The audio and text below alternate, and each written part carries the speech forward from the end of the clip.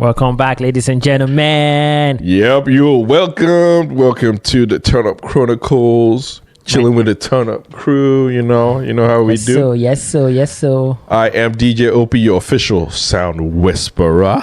And I am Yemi, the TurnUp MC, your ultimate event catalyst. Yeah, we speed up reactions here. We alter sir. the rate of reactions here. Bad energy, stay far away. Okay. So spit some science. I love it. Uh-huh. All right, what you got for me? All right, I've got a trivia question for you. Okay.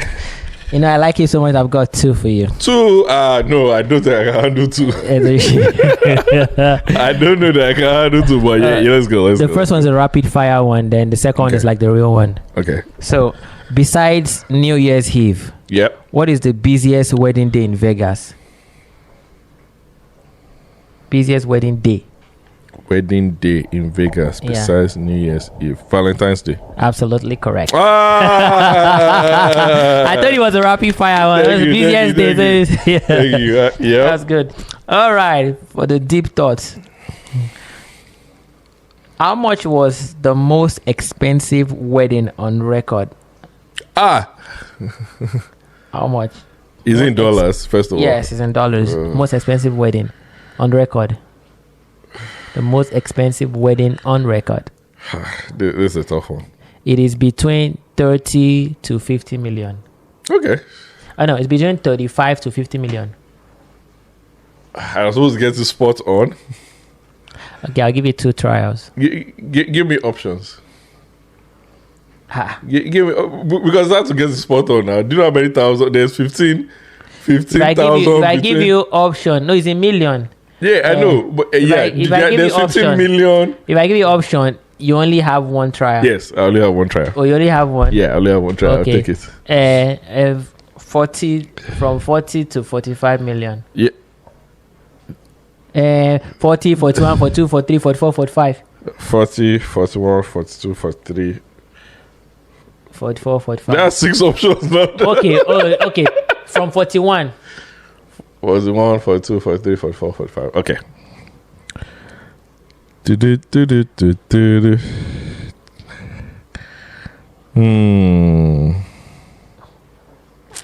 42 million, final answer. Final answer? Yes, 42 million. Are you sure? I'm not sure. 42 million. 42 million. I put it to you, Mr. DJ Obi. Yeah. That the right answer was 44 million. Who was it? I'm now interested. I'm interested in this. 44 million. It was the marriage of Sheikh Rashid bin Zayed Al Maktoum's son to Princess Salama in Dubai in May 1981. This is in 81. Marks the most expensive wedding. That's what has held this record. In 81. With the divorce rates now. Nobody wants to spend that much money. Oh, wow. That's crazy. Yeah, so 1981. What I have now. Yeah, I mean, how much let me never ask it this way. That is slippery slope. How much would your net worth have to be? Like, before I can consider, not even do it though, but before I can consider spending 44 million, right? Yeah. 44 million on a wedding. How much do you think someone's net worth? I'll be what, like a has to be? billion? No? I think a billion is too small. A billion is too small. To spend your net worth, though, yeah. to spend 41, because if you spend 41 million, being a billionaire, that's 4% of your net worth that you're spending on just a wedding. But I guess it makes sense. Yeah, a billion, like... I'm not spending... If I'm a billionaire, I'm still spending 44 million. I'm sorry. You see this guy now, what's his name? This one that is it Bezos? Bezos that's getting married? Bezos, yeah. It's not, I bet you Bezos does not spend more than 20 million. I mean, but bruh, it was married before now. But still. I divorced. He divorced still, almost billions. But still, how much is Bezos' net worth? He's still worth billions. Yeah, he's still one. But he's been married once. Yeah. So once beaten, twice China. No, but to him, spending 20 million is like spending $200. But his first wife, he didn't spend I'm sure they were way poorer than they were now. So now that he has arrived, then he's still on that time. He's still on that GMT or CST in his mind.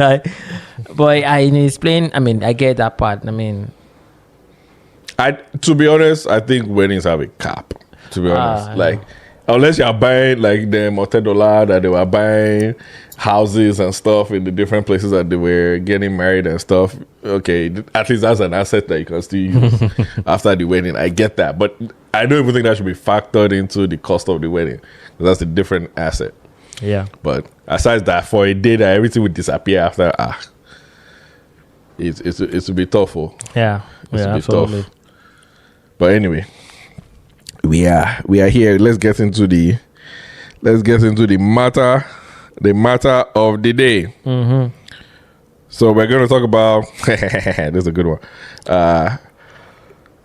College or skill, formal or informal education, business against 9 to 5. Now, choose one. Trifecta. Choose one.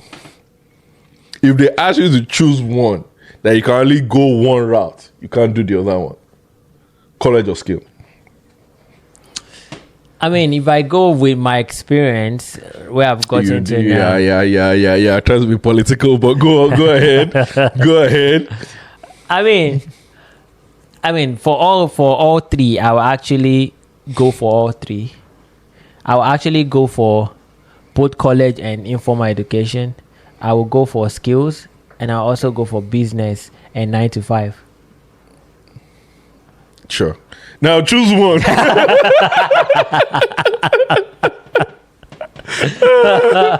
It's so hard to choose because knowing what we know now, it's obvious, right? You can't except you're like a billionaire or so, you can't get by with just 9 to 5. Definitely can't. Well, you can get by, but you can't like hit certain. Yes. Certain. You can get by with 9 to 5. Don't get me wrong. There are 9 to 5 millionaires. Yeah, absolutely. But I don't think there are 9 to 5 billionaires. To be honest. Yeah. No, I don't think there are 9 to 5 billionaires. No. In dollars, at least. The problems you're solving, you can't use 9 to 5 to solve it. You are 24/7. Yeah. There's no time restraint anymore for billionaires. Yeah. Those 95 millionaires that you're talking about, I think they also use the power of compound interest. Because the average, because that study, I think, was it David Ramsey that talked about the 10,000 millionaire studies that they're average people, right? They're teachers, they're engineers, average people, but they use the leverage on the compound interest. So, yes, we can be a millionaire, right? It would just take time on an average level. No, you can be a CEO. There are CEOs that make 8 million, 10 million, whatever much, and they are actual millionaires on their 9 to 5. Yeah. But in terms of... But they're not 9 to 5 too. I mean, it's a 9 to 5 job they work, but I get what you're saying. They're really not 9 to 5. They're really not. Because they're working around the clock. Like, if you really think something about has to give. Yeah, that is true. Yeah. That is true. But I was saying in context of it being a corporate job. Now, for me, out of all of them,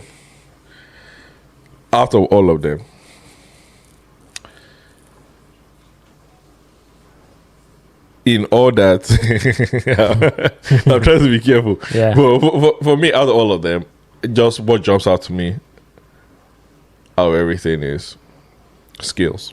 Yes. Skills jump out to me out of everything because with skills, you get a business. Yeah.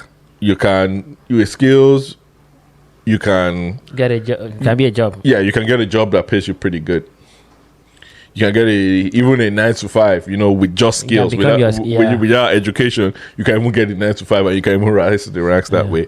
With skills, you get to do a lot of informal learning. Yeah. As well, because you're trying to build your skills, not a traditional way, to build your skills. And with skills, you can exponentially grow. Yes. Exponentially. Like a place, I used to say this thing, and it intrigued me. I can wake up tomorrow and say I'm doubling my DJ price. And I'll double it, and the next client that calls me is now paying that. I can wake up tomorrow and say that. And that's a skill. Now, I can't wake up tomorrow and go tell my boss that I'm getting my double salary. They don't bond you and make you no payment. What have you done to... I know, right? To deserve it. Yeah. So, for me, when I think about that, like exponential growth can happen. And you can increase just one tiny thing about a skill. And now you're worth way more But when you're doing like college and 9 to 5 and things like that, you can get a master's, get a PhD as well. I add 10,000.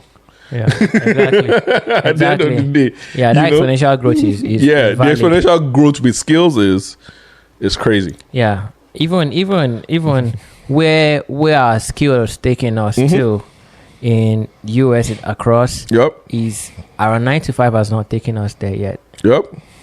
So that's valid. Yeah. So it's an exponential growth to it. Yes, why I'm a little bit sympathetic or partial towards formal education is because we're proof of it, Yes. right?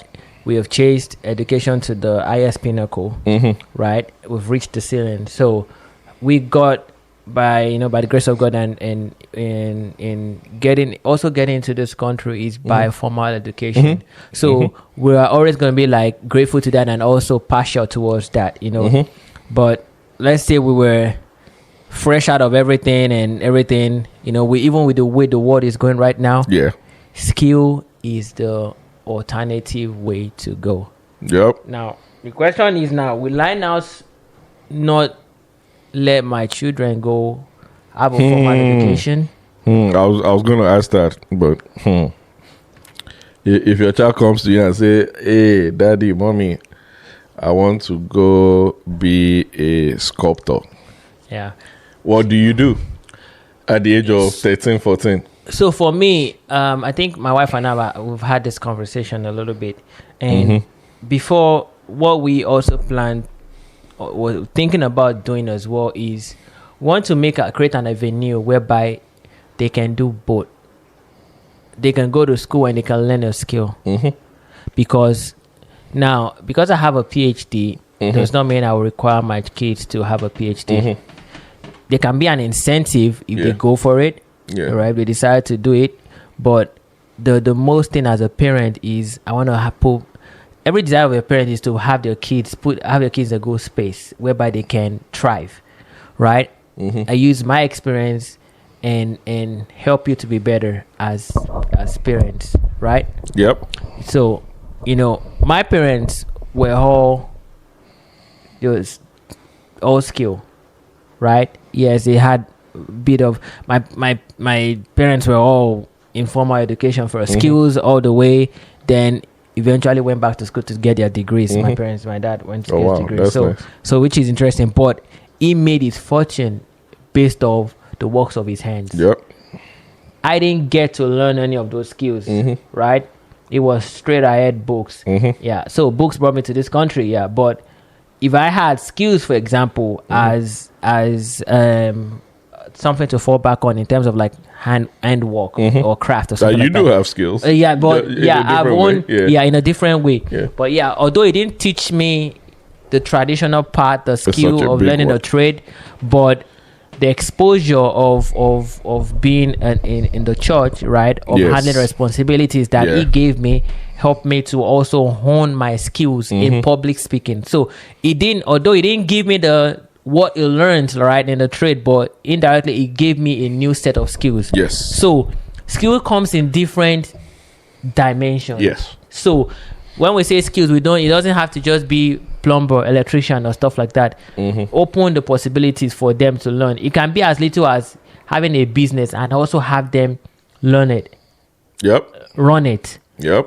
That's a skill Yep. as well. So it's not just all formal education. Yep. Yeah. So I know the whole issue about formal education. It creates servants and not leaders, right? Yep. That's the idea. But if we're able to balance it with this part, right? While you're doing the formal, you're also doing the informal. You are getting out on the street. You're hustling. You're salesperson. You're trying to, you're building the aspect of your part that school would not teach you. Yep. There's this. I think it works hand in hand. There's this guy and his family that comes to do we do like a yearly lawn care thing with their company. They have their own LLC and all, but it's literally a guy and his wife, and he brings his kids to come and do this lawn care work. As little as like his youngest kid is probably like 3 or 4, he is picking up sticks and putting it in a sack. Yeah. And he knows that's his job. When the guy enters site, the guy even has safety boots for, for his kid. And the guy is on the ground, is in a house, he's like doing the thing. And he would do it for as long as his parents are there. You know, as long as the 8 hours. And I just admired it so much. Like, for him, it's even fun. Yeah. You know, Dad, we're going to work and stuff. You know, at the end, I'm going to eat pizza, you know, and he's excited and stuff like that. That kind of kid, he has already been shown that the works of your hand produces good reward. Yeah. Now, for like me, my parents were academicians, you know, professors in the university and stuff like that. So education for them was, you can't tell them anything else about education. My mom delved into business a little bit, but like mainly education. So if you mention anything other than going to college in my house, it just wasn't something that would fly. Now I think about it from their point of view, and I think about it, you know, coming into that space of being a parent, and I think about it, if my kid comes to me and be like, Dad, I don't want to go to college or whatever, I want to do this. I've never thought all the way through, but my thought process right now, and it might change, but my thought process right now is, because I'm a man of numbers and probabilities, we're going to run through some numbers real quick. On average, the people that go to college have more of a better life than people that don't go to college. This is just what numbers are speaking. In countries like America, those numbers are a little closer. In third world countries, those numbers are very much separated. So my own thing is, because I don't want you to be boxed into one corner. I don't want you to throw your eggs in one basket. I want you to have options. So my own thing is, 4 years is not a long time. You know, one, let's go get that degree, and then we can do whatever you want. To stop you from doing whatever you want. Yeah. If you come to me at 18 saying, I want to do this, by 22, you're still very young. Yeah. So nothing stops you at that 22 still going and pursuing whatever dream. That's my own thought process. Yeah. But also, I know that if there's a kid that has been exhibiting exceptional talent or exceptional skill in this one thing, and you can see genuinely, without being biased, because everybody thinks their kid is the best kid in the world, but you can see genuinely, without being biased, that my kid is actually world standard in this thing, then yes, we can follow that dream. But if you have not shown me that thing, you are saying you want to be a soccer player, and I go for your Sunday, your weekend games, and you're not the top goal scorer, you're not even the best player on your team. How do you want me to support that dream? You get what I'm saying? Yeah, you have to be exceptional. Like, everybody's like, man, your son is something else, or your daughter is something else in this avenue. If you have exhibited that thing from a little kid, yeah, we can build it together. Yes, you can always still go back and get an education too. Yeah. At the end of the day, if you do all of that by age 25, you have already retired from the thing, and you don't have anything. You come back to school. Go back to school, get that degree, and get a regular job like the rest of us. Yeah. You know, that's the way I say it. So for me, it's not a clear answer. But I think, in general, if you're living life as an adult and all you're relying on is your 9 to 5, that's great for some people. But I think you have to focus on like honing skills as well. Yeah. Because you never know the way the world is moving.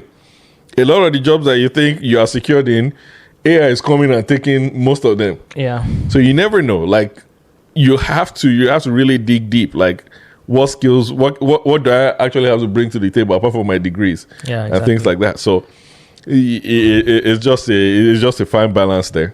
Yeah. So owning that skill is very, very vital, very important. Even as we're raising the next generation, those are things we want to talk about in the next generation, to make sure that we're creating that awareness that yes, education is important, but it's also skill acquisition. You know, it might even be learning how to code is a skill. Yep. Those are skills as well. Yep. it might, yeah. So those are skills that can, change someone's life, you know. And it can be as learning to be an electrician. These guys are making banks because till the world goes round, there's still going to be need for even in Nigeria. Those guys are still making. There's still going to be needs for plumbers. There's still going to be needs for basic things, landscapers and things like that. You can always, even with that degree that you get to acquire, you can learn to start a business on your own. You might not even need to even go work for someone. You can start a business based on that skill, based on the education you have, and start. So, but what it teaches, what it tells me about that child is, you told me you have a vision or passion about something. That's perfect. But if you are able to chase it alongside your degree for 4 years and you didn't waver, then that means that stuff is real. Yes. But over the time, if your desire keeps changing or you're then that means it was not meant. If today you want to be a soldier, tomorrow you want to play soccer. Exactly. Next tomorrow you want to play tennis. Exactly. And you just want us to just keep supporting. No, you have to show. It has to go through the test of time. No. This is what you want to do. We have to see your doings. Yeah. Like, to be honest, at the end of the day, nobody's going to give you the light of day or the time of day if they don't see your doings. The world is harsh. Oh yeah, and that's what I need. I try to explain to people. The world is harsh. Yes, the world might have been unfair and all that, but at the same time, what have you done? You see people, the world is just against me and all that. What have you done? What have you presented? What are you good at? What are you exceptional at? Yeah, and we all try to just be better every day. Yeah. Right? We're talking right now. We're not talking like we've got it all figured out, right? We're also talking to ourselves that we're also striving to be better, to improve ourselves, improve our skills, improve what we're doing every day, so that way we can also stand out. The question to always ask ourselves is, if we get laid off at our 9 to 5 today, what do you fall back to? What do you fall back to? What do you fall back to? What do I fall back to? That's a good question to ask ourselves, and that's something that everyone needs to just have a thought into. Yep. I think Yeah, you're very right. You're very right. This topic can go really deep, but we don't want to extend the episodes too long, so we'll end it here for now. Hope you learned something. Hope you are motivated to want to do something. Hope you are motivated to want to pursue your passion. Hope you don't just want to remain in the same place. You don't want to remain stagnant. And this is also for someone that's watching, and you're at that point whereby you have a dream or passion that you want to go for, and you're scared and you're nervous about it. Take this as a sign to go for it. You never know. What's the worst that could happen? What's that happens that you fail at it, and you now know that that's not for you, so you move to then you move to the next thing. So this is just a sign for you. Go for it. Go for it. We're rooting for you. We believe you can do it. Wow, everybody that told you no, and just do better. Go for it. I am DJ OP. And I am Yemi, the TurnUp MC. Like, share, subscribe, comment, send us DMs. You know how we do. We always here ready to receive, ready to talk about it. All right. See you guys soon. Love you guys. See ya. Kisses. Yep. Bye.